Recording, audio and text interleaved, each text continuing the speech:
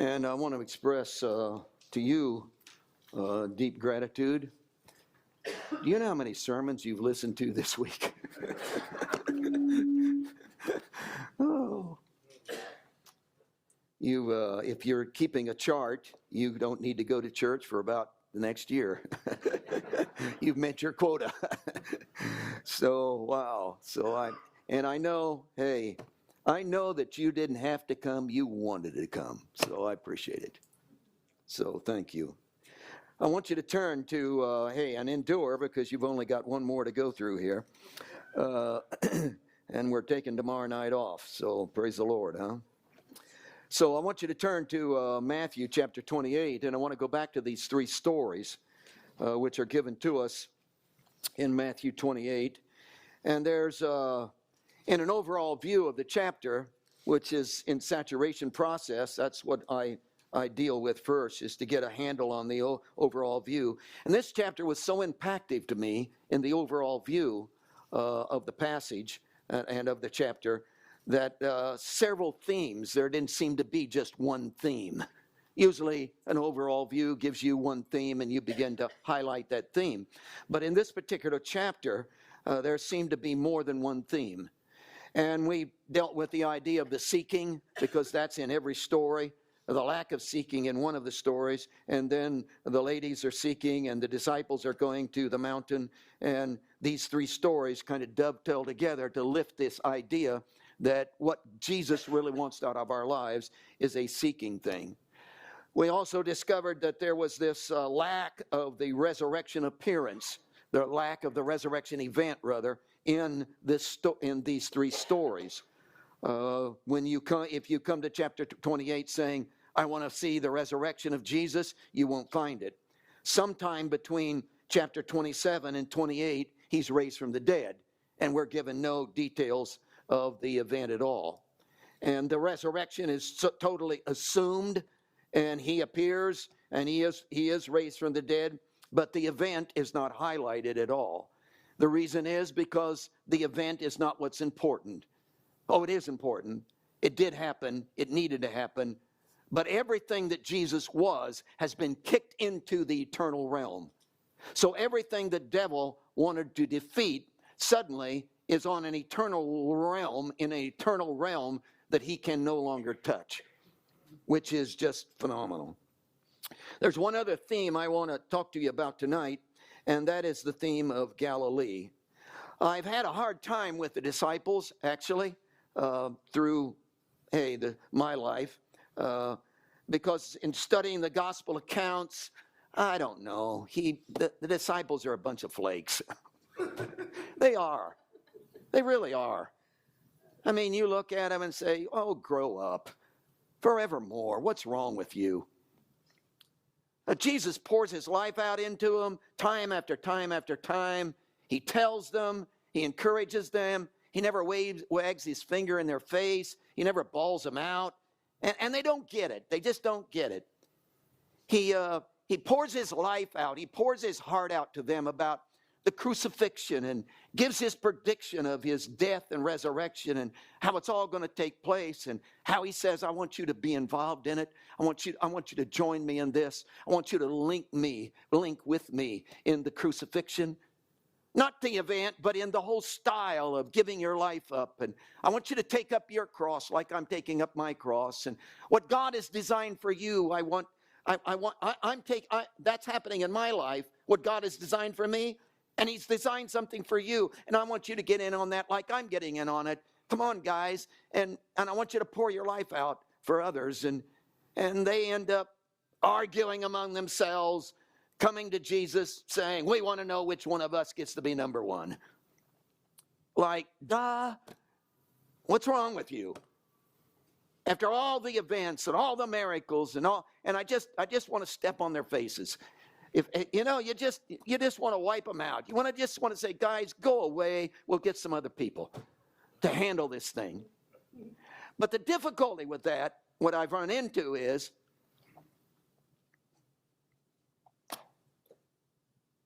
I've done that myself. So if you're going to kick them out, you're going to have to kick me out. So if Jesus can't wrap his arm around them and bring them in, he can't wrap his arm around me and bring me in. See, if you can't get in, then I can't get in. See, if this won't work in your life, then hey, it won't work in my life either, so let's all go blow our brains out. See, if there's no chance for you, then there's no chance for me. And that's really, and I'm apologizing tonight to Jesus and to anybody else who needs that apology.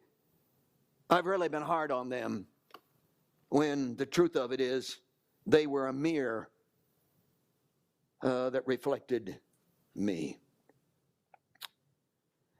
Jesus told them about his death, and every time he told them about his death, he told them about his resurrection. In fact, in Matthew's gospel, there's 3 distinct statements. 3 different times he set them down and said, boys, here's what's going to happen. I'm going to go to a cross. But he never did that without adding on to it. Hey, it's going to be okay. I'm going to come forth from the dead.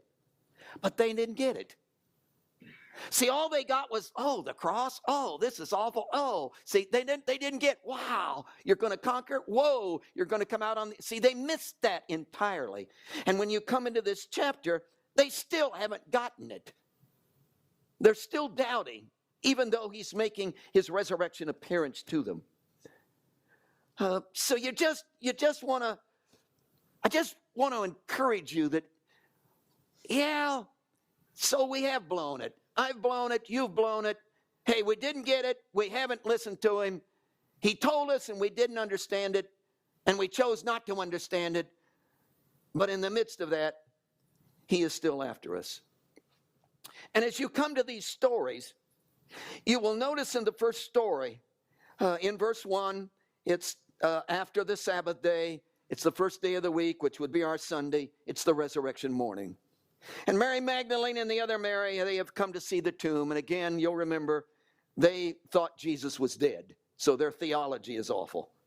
They're coming to see a dead Jesus, when he's not dead at all. He's raised from the dead. And an angel comes down, rolls the stone back, and we go through all that.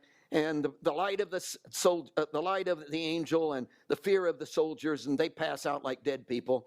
But as you move into the story, the angel says distinctly to the ladies, look at verse 7, go quickly and tell his disciples he is risen from the dead. And indeed, he's going before you into Galilee. There you will see him. Behold, I have told you. So the angel is saying to the disciples, hey, get to Galilee. He told you this before. Go to Galilee. Hey, guys, he's raised from the dead. Tell the disciples, get to Galilee. They're supposed to go to Galilee. So this Galilee thing really becomes big. Now, to put support to that, I want you to move down. The ladies then take off. They run quickly, verse 8, and run to tell the disciples, and with great joy. And as they come to tell the disciples, verse 9, they run headlong into the resurrected Jesus. And what is the message of the resurrected Jesus to them? Don't be afraid. Go and tell my disciples to go to Galilee. See, there it is again. I want you to go to Galilee, guys. Hey, meet me in Galilee. And you're going to see me there. And it's all going to come together there. So guys, go to Galilee. Now you realize they're in Jerusalem at this time. So go to Galilee.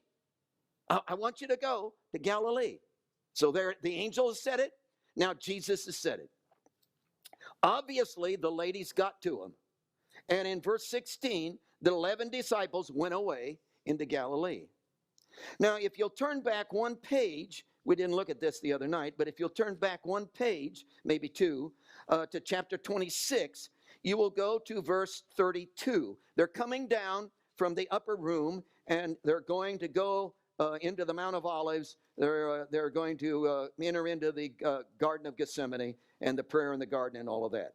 And on their way down, Jesus turns to them in verse 32. Now, this is before the crucifixion and before the resurrection. And what does he say? After I have been raised, I will go before you to Galilee. Now, do you see the parallel of that? Before he dies, guys, I want to meet you in Galilee. Tuesday, 4 p.m. at the base of the mountain. Got it? Then the angel turns to the ladies at the resurrection and says, hey, tell the disciples, Tuesday, 4 p.m., base of the mountain. Then Jesus shows up and says, hey, remind my disciples, Tuesday, 4 p.m., base of the mountain. There's something about Galilee. Now, when you try to fit all the resurrection appearances of Jesus into this, it doesn't fit. There's the Emmaus Road scene where Jesus shows up. That isn't close to Galilee. And then there's Jesus, they run back to Jerusalem, which was 7 miles out from Jerusalem, Emmaus was. And they ran back to Jerusalem, went to the upper room. Disciples were up there. Jesus showed up. He appeared to them there. So this is, we know, but this is Matthew saying something to us. So forget everything else in all the other Gospels about the resurrection appearances and just look at this. See, they're in Jerusalem, where all the trouble has happened. The crucifixion has taken place. They're hiding in an upper room. These ladies are at the empty tomb. They run to the disciples, go to Galilee. Oh, yeah, he told us to. Okay, they have to pack their bags. They have to go 80 to 100 miles to Galilee. Then they're going to turn around and come back to Jerusalem, and a Pentecost is going to take place, which happened in Jerusalem. So it's up, back. Why not just stay here? What is the big deal about going to what's so important about us going? Why do we have to? What's that all about? Well, I want to try to tell you something about Galilee. See, the promised land, Palestine, down here in the south, you had Jerusalem, Judea, Dead Sea, Jerusalem, Judea. Then right in the middle, you have this province called Samaria. Then you have Galilee, way up here. It's those northern folks. Way up here. See, way up here. And the contrast between down here and up here is extreme. See, down here in Jerusalem, it's the big city. It's the holy city. See, it's where the temple is. It's where God dwells. It's where the schools are. It's where all the teachers and the masters and the guys who write the fat books. And it's all those boys live down here.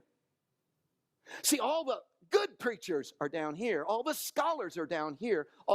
See, down here, they dress in suits, like Redfern. And that's all down here. See, down here, it's suit and tie stuff, and you go to the opera. And see, down here, you read Shakespeare, and you have book clubs, and all that stuff down here. Up here, come on, it's country. Sea of Galilee. We're fishermen. We're farmers. We got dirt under our fingernails. See, down here they read Shakespeare. Up here we read comic books. See, down here they go to operas. Up here we will listen to country and western music. See, up here we fight a lot. See, if you're looking for a scholar who understands the deep philosophies of life, you come down here. If you want a fist fight, you go up here. Now, isn't it interesting that what happened was, Jesus, I know, he was born in Bethlehem, which was down here. I know. But only because it was forced. His parents lived up here in Galilee, a town called Nazareth. And because of the census, they had to come down here.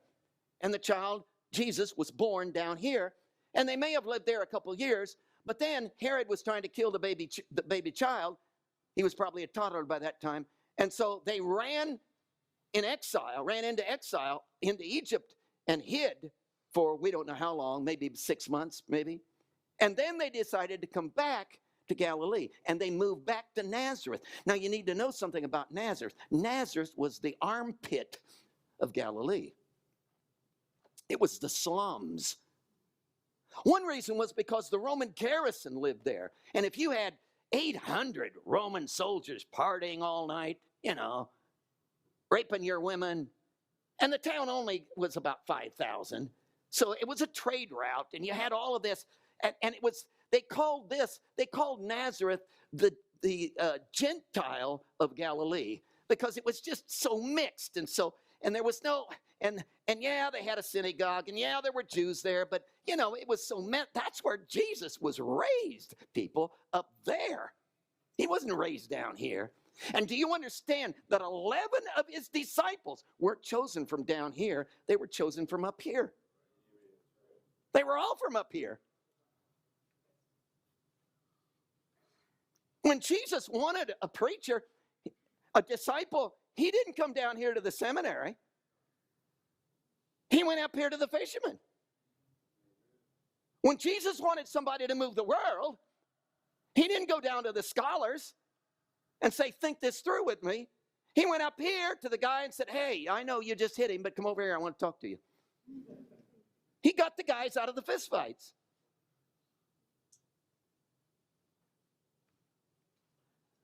I don't know what to do with that. And praise God, I don't have to do anything with it. It's just the way it is. So see, this Galilee thing is really, really, really significant. Do you realize that 25 of the 33 recorded miracles in the Gospels were done in Galilee, not down here? He didn't do miracles down here. He did them up there. Do you realize that 19 of the 32 parables that he told were not told down here?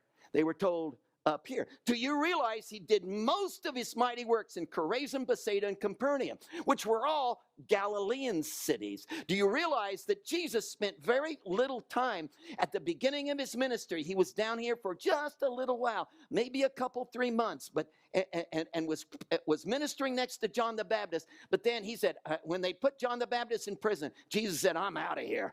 And he went to Galilee, and he started his evangelism world headquarters in Capernaum, in Peter's home, save overhead. And it was all up here. See, this Galilee thing really, really means something. It's really important. And now he's come to his disciples, and he sent them this message and set up this prior appointment and said, guys, listen, where we're going to kick this off, where I'm going to give you the final message that I want to lay on you, where I'm going to give you the rock bottom truth of everything that is, and we're going to launch this thing. Where are we going to do it from? Not down here. Come on up here. Come on home. Come home. And let me talk to you. So they came to Galilee. Now, out of that, you derive a few things. Number one, a personal call. It amazes me that Jesus, how personally involved Jesus was with these 11 guys. I know Judas is dead and gone, but these 11 guys. See, these 11 guys are not just, yeah, I put it on Facebook, I need some help over here, and 11 guys showed up. No.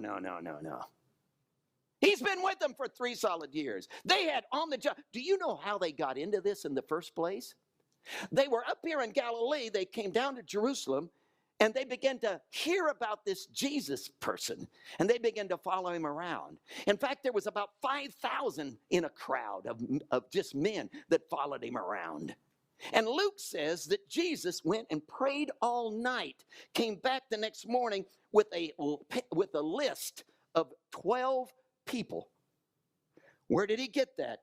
From prayer from the Father. And the Father hand-picked these guys. Hand-picked them. And Jesus stood up before this 5,000 crowd. He didn't take resumes. Nobody applied. See, this all came from, hey, John, I want you, boy. Get up here. Hey, Peter, got to have you, son. Up here, man. Hey, Andrew, over here, son, got to have you. And he named off the 12, and they were all hand-picked. So this was not just random off the street kind of stuff. These 11 guys were intimate with Jesus. Do you realize he did on-the-job training with them? He not only handpicked them, but he lived with them. He traveled with them. He fed them. They slept together at night. He sat in the midnight hour and talked to them. He told them stuff that he didn't tell anybody else. They were close to him. In fact, he spent the last 6 months of his ministry saying, hey, I'm done with the crowds. I'm done with the miracle stuff. Hey, crowds, go away. And he took his disciples, and for the last 6 months of his ministry before his death, he took them aside and says, guys, I got to concentrate on you. I just want to pour into you. I just want to help you. I just got to teach you. I just got to get you ready. And he gave his whole life for the last 6 months of his ministry just for these guys. Now he's come in his resurrection and said, hey, boys, want to meet you in Galilee. Why? Because what I got to tell you is so important, guys. I'm depending on you. You are going to play a key role in this thing. Guys, we're going to go from here back to Jerusalem. You're going to be filled with the Spirit. And listen, the book of Acts is going to spill out of you boys. See, you are the apostles. You're the eyewitnesses of everything that's been going on. You're going to guide the church. You're going to tell them. They're going to come to you and say, well, what did Jesus do in this situation? And you're going to stand up and say, hey, I was there and here's what he did. See, you're going to be the eyewitness and you're going to be the authoritative voice. You're going to write the New Testament, guys. You're going to record the events and put it together. Matthew, hey, you're going to put this thing down for us. You're going to guide us in this, guys. You're going to be the key. This whole thing, listen, I've invested in you for 3 years and I'm investing in you now. And I'm counting on you boys. I'm counting on you boys in the building of the church. And I got to have a personal meeting with you. Come on back home, guys. Come to Galilee where we know where we are. We know we're at home. Come on, we can kick our shoes off and I can wrap my arm around you and I can embrace you and tell you what's on my heart. What does that have to do with Galilee? Again, see, Galilee is where Jesus knew them. See, Jesus had been in their homes. He played with their kids, man. In fact, Peter's mother-in-law was sick, and Jesus handled the thing, took them through their distress. He went down to their job, their fishing job, and was there in the boat with them, and he faced with them. And see, this is where Jesus was not just some hotshot preacher, not just some miracle worker. This is where Jesus embraced them and cooked fish on the fire and fed them. And come on, guys, come back home.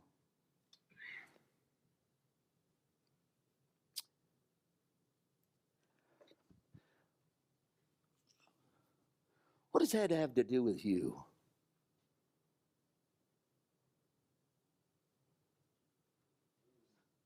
Do you understand? I don't know whether to whisper this at you or yell it at you. Maybe I'll do both. Do you understand? That's exactly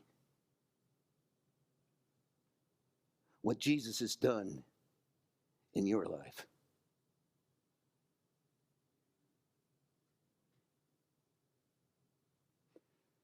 Do you know what David says? Oh, I've told you before. David says, God was back before my mother's womb, mixing my substance up. I want some of that. Got to put that in. Oh, no, but hey, I got to have that. Oh, I've never made anybody quite like this. And he mixed this unique individual called you and put you together and put you up on a shelf and said, hey, that boy's going to pop out. And he determined the time. And you were not an accident. You were not, well, I don't even know who my dad was. You are not, do you understand, when the seed of your dad connected with the egg of your mother, and Almighty God was forming that thing and putting you together, and the destiny of your life was being shaped. And from that time, he stuck his fingers in the middle of your life. You know good and well, as a teenager, you should have been dead at least 20 times. You know that. But there's a divine God who had a plan. And yeah, I'm not from down here. I got that. And I'm not from the seminary. I got that. And hey, I've got a doctor's degree. Yeah, but it cost me $25. So hey, I know about that. So what? So this is not this up here. He says, he's involved up here. Hey, he's been at my house, man. He's been at your home. He knows the struggle. Up here, he's been in the pain of your elbow. Up here, he's been in the distress of your emotions. See, up here, he knows the number of hairs on your head. See, up here, hey, this is home. And what is he saying? Guys, come on home. Hey, yeah, you don't have the destiny of writing a New Testament. I got that. Hey, you're not going to be the eyewitness of the life of Jesus. I got that. But man, does he have a destiny for you as certainly as he had for them? Is there not something as important going on for you that he's got to have you to do? He's got to have you involved in, that there is a personal call upon your life that you have been shaped for. And you got to get involved in this thing. And that this Galilee thing is not some random call. This is a hand-picked, on the job, gotta have you, can't live without you, a personal God who has a personal call because he personally knows you and has a personal plan for you.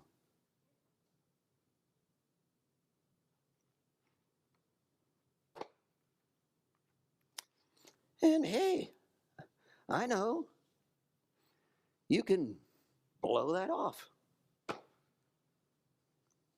Do your own thing. But you would miss the significance of who you are. Come on, come to Galilee. Pack your bags. Walk the 80 miles. You need the exercise in you.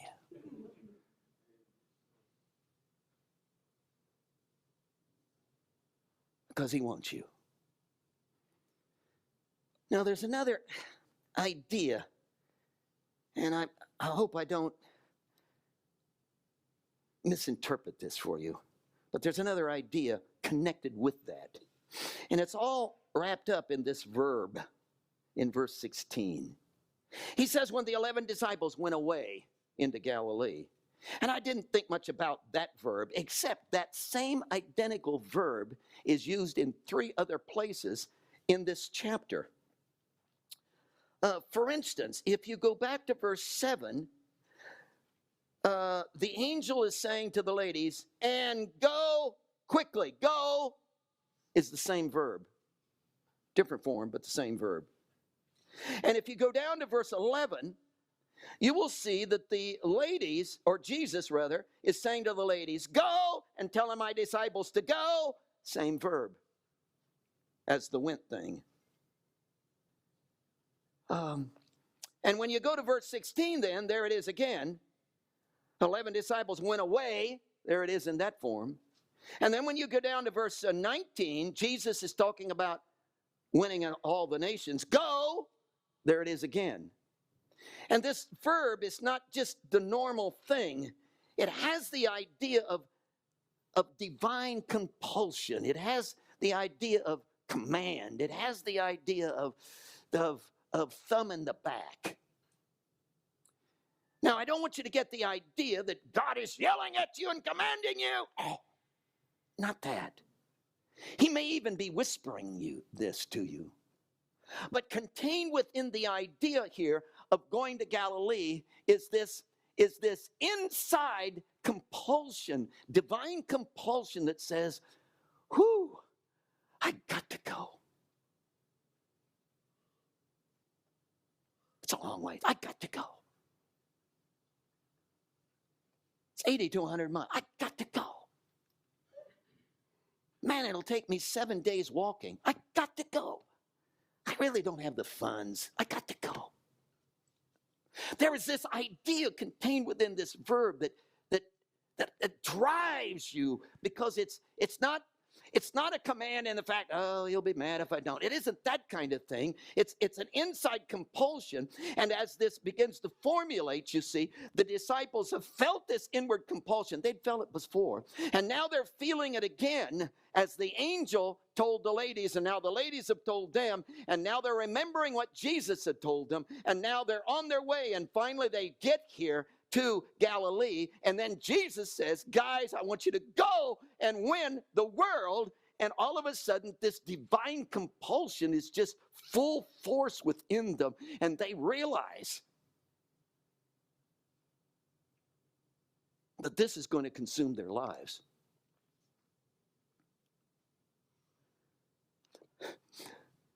Are you ready for that? And of course, this has been coming at us all week. But see, what we're dealing with here, guys, is not, listen, come and ask Jesus to forgive you. He'll pat you on the head. Hey, he'll write your name down on the list. You're in. Have a big life. Have a good time. See, that isn't this. See, this Christianity thing, this gospel thing, this thing we're talking about is that somehow when you get involved with him, and it isn't this kind of stuff, somehow when you get involved with him, it begins to burn in here. It begins to be a compulsion in here. It begins to just overwhelm you. It begins to, I got to go. I got to pack my bags. I got to go to Galilee. And nobody has to make you. Nobody has to force you. Nobody says you got to. It's just, I can't help myself. It's just burning in my, and before you know it, your whole life becomes consumed. You can't even retire. Well, what a bummer. Because you got this compulsion. You got this thing. You got this divine thing, because he knows me and it's destined me. And it possesses you. So this begins to demand all your energy and all your focus. And I know for them it was win the whole world. Now that must have been staggering for them, because again, these boys had never been more than 100 miles away from their own hometown. And suddenly they're supposed to be worldwide evangelists. Brother, how are we going to get that done? Well, see, you don't look at that. What you look at is the first step. What's the first step? Go to Galilee. See, that was the deal with the feeding of the 5,000. You got 5,000 men out there, besides women and children. So you got 20,000 people. And Jesus comes to his disciples and said, hey, feed them. What? Look at that crowd. We couldn't even get close to feeding them. There's no way we could. No, you're looking wrong. Don't look at the crowd. Look at what you got. Take the first step. Give me what you got. What do you have? 5 loaves and 2 fish. Whoa, okay. Give me what you got. Take the first step. Well, how's it going to work out? I'll take care of it. Well, where am I going to go? I'll take care of it. What about the 10-year plan? I'll take care of it. What about what's going to happen to my husband? What's going to happen to my wife? I'll take care of it. Well, how am I going to make a living? I'll take care of it. Would you just do the first step? Pack your bags and go to Galilee. And just take the first step. And I'll work it out for you. Well, I'm not going to do anything until I get the 10-year plan. Then you're not going to do anything. Because he's not going to give you the 10-year plan.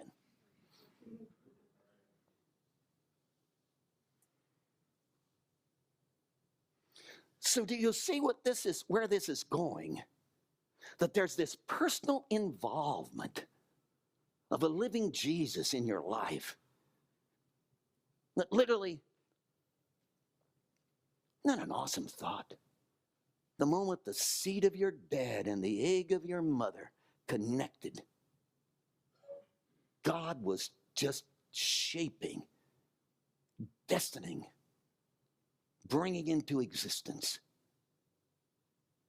He's been involved in your home. He's been involved in your life. He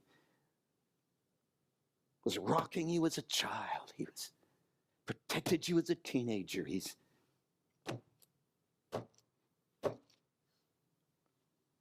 come to Galilee. Come on, guys. Come on home. I know you. And I've got plans for you. And hey, I'm not going to tell you what it is. I just want you to take the first step. Come on to Galilee. Come on to Galilee. I'll work it out for you.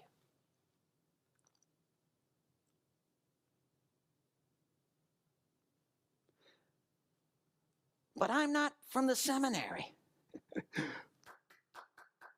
Yay. Good. I read comic books. Okay. Because he never called anybody because they were qualified. See, he didn't look and say, who's got the talent? What he's looking for is who's available.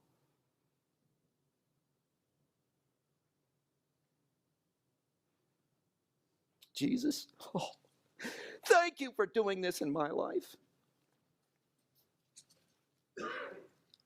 Thank you, Jesus, for doing this in my life.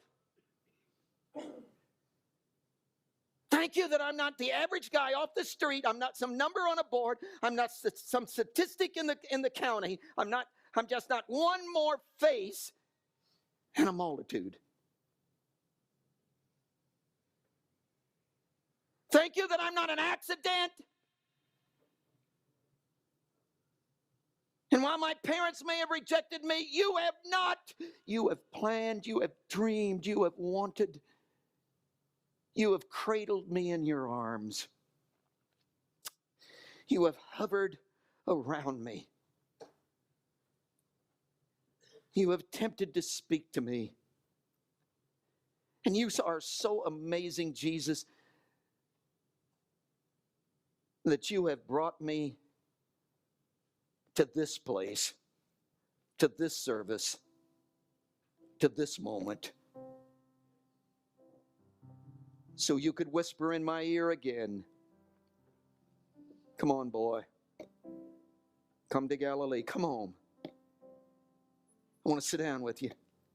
I've got dreams for you. I want you. Don't worry about 10 years. Just take the first step.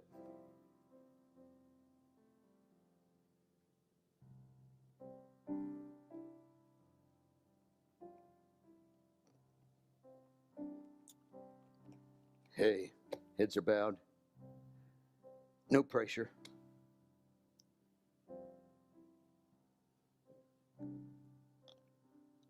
But see, I look at you and you are so significant.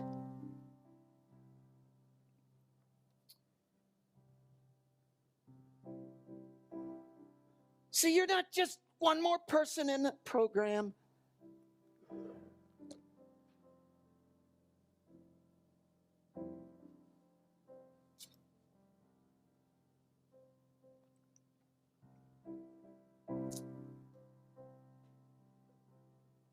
See, we have prayed all night and your name showed up.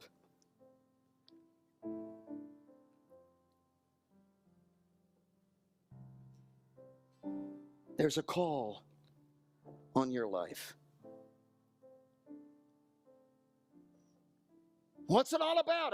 I don't know. What's a 10-year? I don't know. I don't know. But would you take the first step? Open, responding. Yes. Okay. Would you pack your bags? Would you come to Galilee? So our altar's open tonight. Yeah, I don't know. Maybe you got a call on your life for ministry. How's that going to work? I don't know. What's the detail? I don't know. Well, what kind of minister? I don't know. Would you take the first step? Maybe he's got another kind of call for you. I don't know. Maybe you don't have any idea at all what the call might be. What the destiny, where he wants to plug you in. It doesn't matter.